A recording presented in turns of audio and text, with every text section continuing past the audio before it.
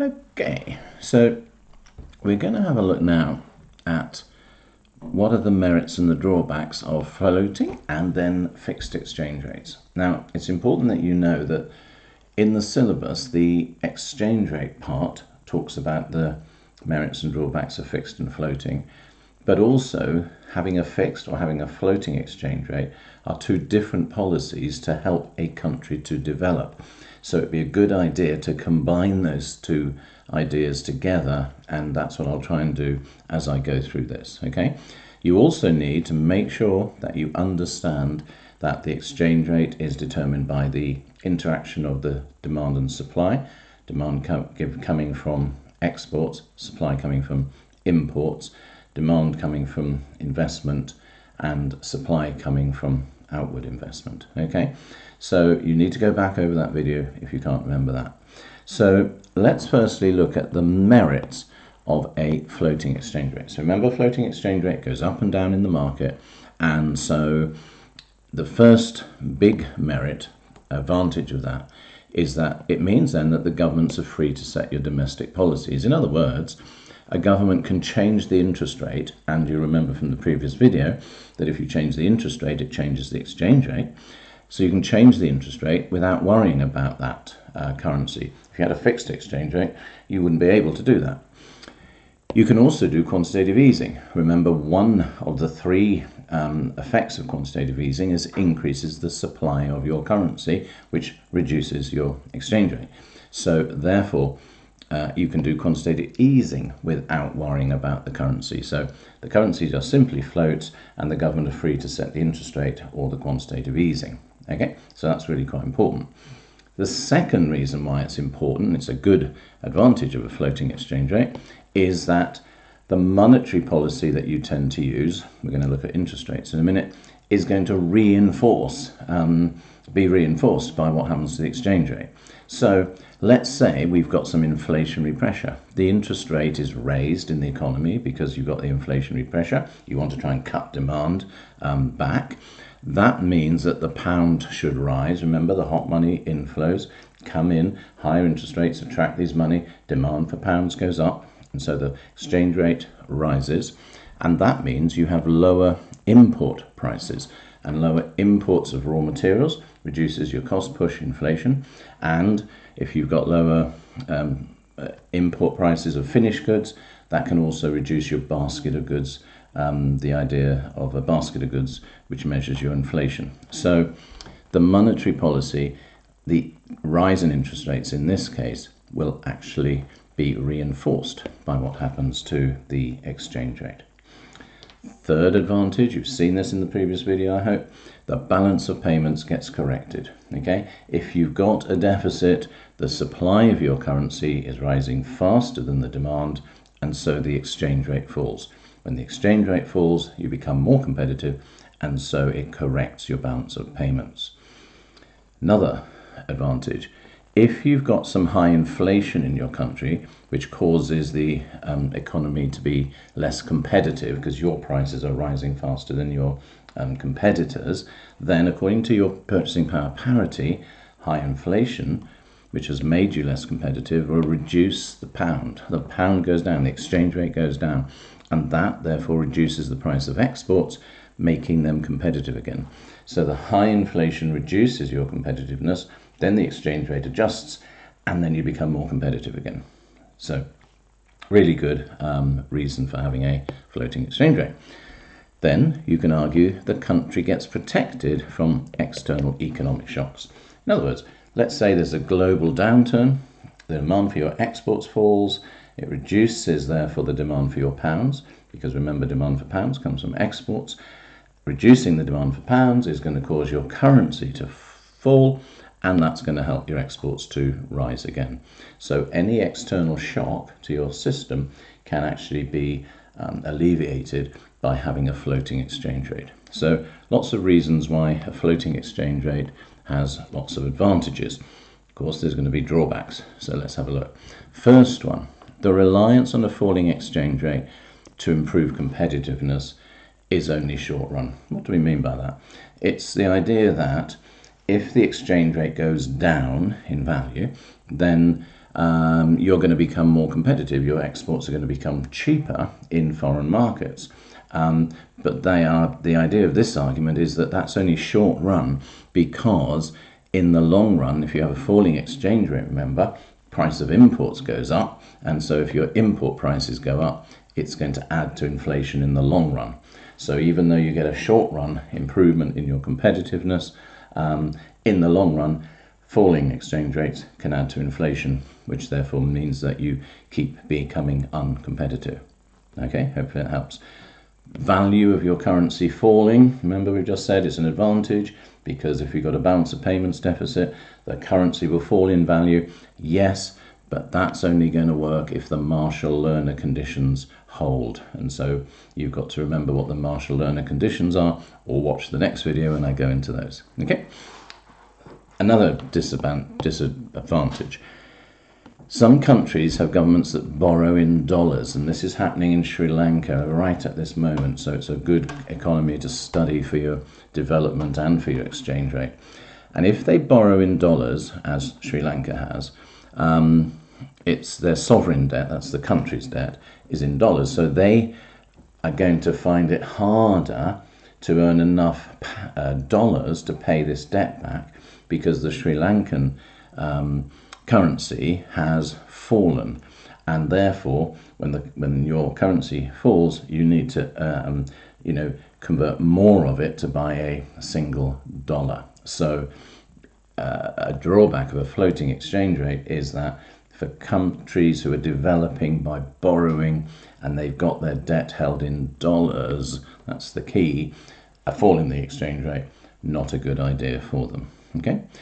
Another argument about development is primary products. Well, remember that if you've got a primary product like oil in a developing country, if the oil price rises, then the exchange rate rises, because your exports are rising, the value of exports are rising.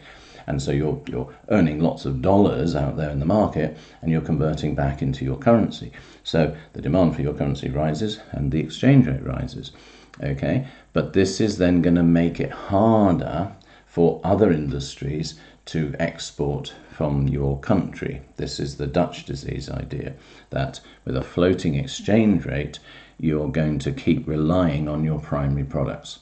Okay, so that's a drawback of having a floating exchange rate, because most countries, when they try to develop, want to try and get away from, a single primary product that is their big export earner.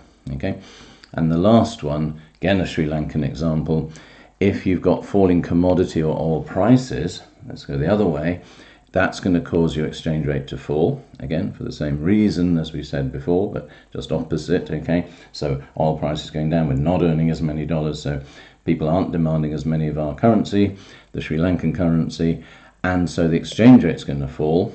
That is going to add to inflation, as well as the difficulty of paying back those dollar-denominated debt.